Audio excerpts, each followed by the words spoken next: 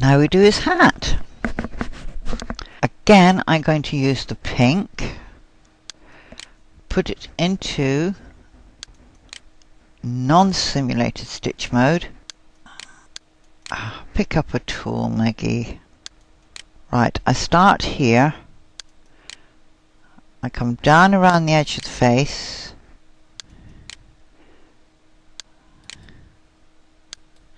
Click around the edge of his hat.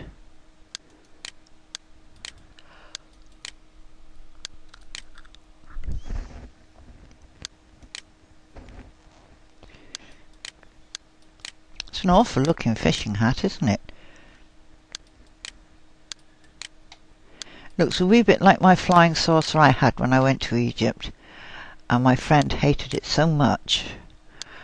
I'm sure she arranged for somebody to steal it, because they found it floating down the Red Sea. She looked all innocent when I said, "Do you know what happened to that?" "No, Maggie." "No, not much she didn't." I had to buy a smaller one, which for me wasn't a lot of good because my skin's really ultra sensitive to the sun, even though I loved the heat and I loved the sun. I think she thought I was telling whoppers until she saw me walk from the hotel to one of the small shops, and it was a distance of less than 100 feet. And in that length of time, my shoulders, the one shoulder, because I'd got my shawl over the other shoulder, I hadn't realised I hadn't got it over my second shoulder, that got burnt to a crisp. And in less than 30 seconds, I was covered in blisters on that one shoulder. And then I think she realised I didn't wear it because I wanted to look fashionable.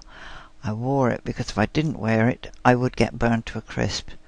Now I'm going to move this one into the centre to make it easier to stitch. And tell this one, save as hat die line. File, save as hat die line. Hat die line. Okay, so that's all our die lines made. Now I have to repeat that shape. So I go to duplicate, edit, duplicate. I turn that to purple. Well, actually it's not. Yes, it is purple. 242. Well, burgundy actually, but never mind. So that tells you where you have to put it. When you've put it there, this one tells you, now I've got to stitch that down. And now the next one will be your buttonhole stitch. So we're going to pick up the buttonhole stitch. And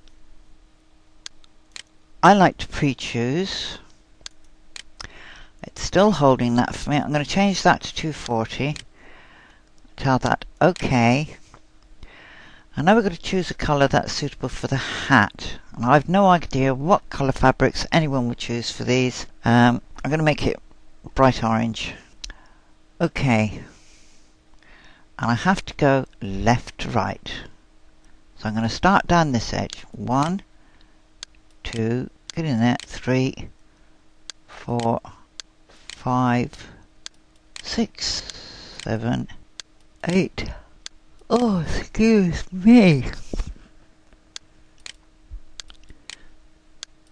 Now what I don't want to do is go around a sharp corner with it, so I finish it. And you can see this one's going to overhang the edge. So I highlight it, I go into Object Reshape. I'm going to blow the screen right up and move over to this end. There is my buttonhole. I'm going to move him back to there, and now I'm going to click on this one, and as soon as I click on that one, I get available to me my move arrows. That shortens or lengthens, so I can try shortening that one. And it just about brings it within the boundaries of that. I can also just very gently squidge it to one side, or I can move it over this way. So I'm going to do all three. Just move that back. Oh, fiddlesticks on you.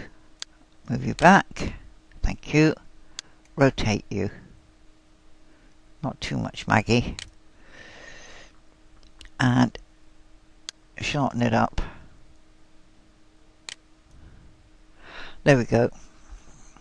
So I've rotated, moved, shortened, but only that one, none of the others. So now I come to this end, when I've got a tool, that is, and I'm going to have to do a similar thing with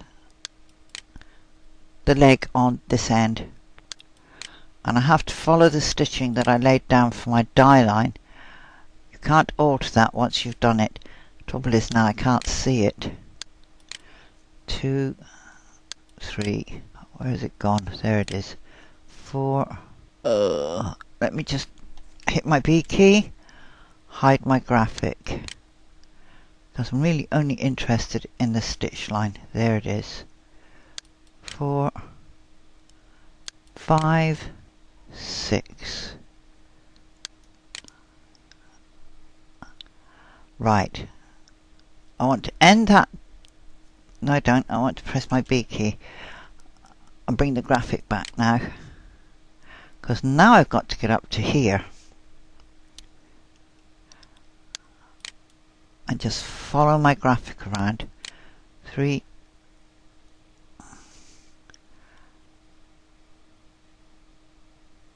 and I'm going to have to shorten all these.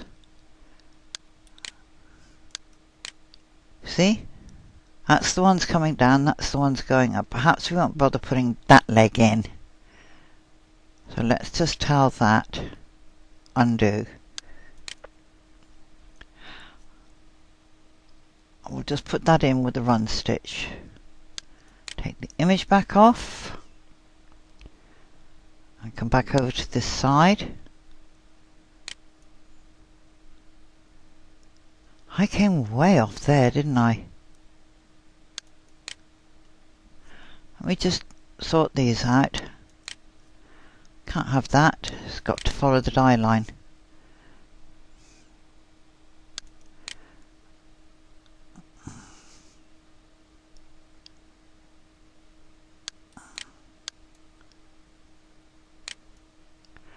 There we go. Stick another node in here. I know I say to you don't lay too many nodes, but there are some occasions where you've got to lay a few more nodes than you normally would, and this is one of them. He needs pulling in, and he needs pulling in, and I think we can get away with another round node up there. I'll just move this one around a little bit. There we go. We'll see where these go down here. Too far, Maggie. Yes, I've dropped below the die line there.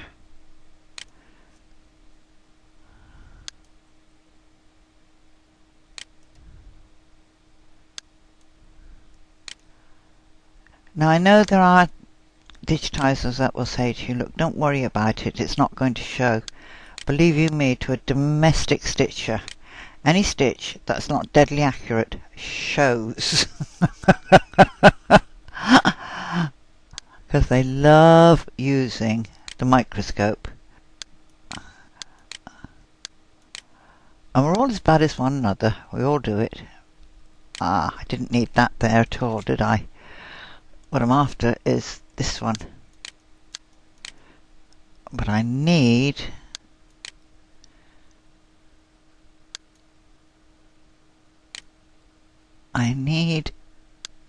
its trace line. There it is.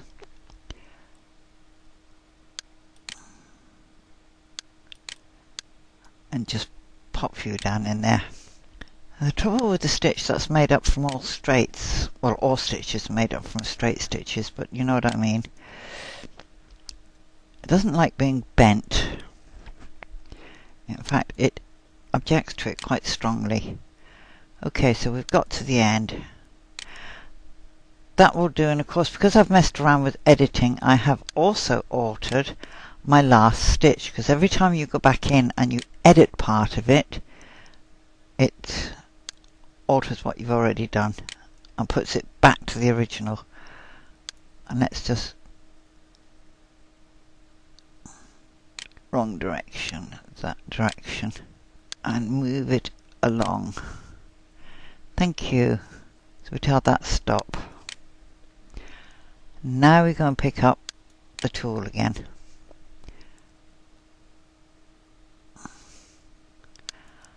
And 1, 2,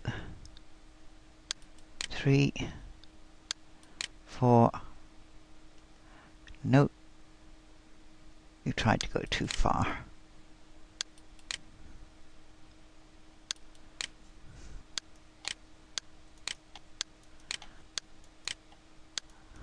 Stop him there.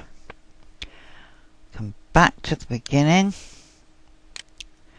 And there it is, sticking up in the air. Highlight it. Object reshape. Press on this little red dot. I'm going to move it in. I'm going to rotate it.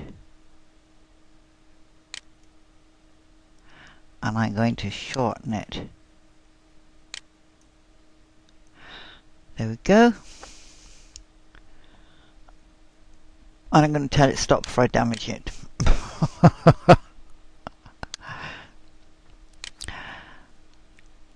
Now I put the piece in down here. I'll draw the lower edge in with the run line tool. Actually, I could do that now.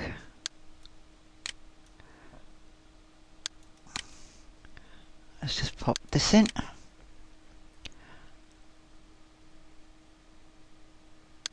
One, 2, 3, 4, 5. We're going to cheat. Enter that. Backtrack. Thank you. Click off.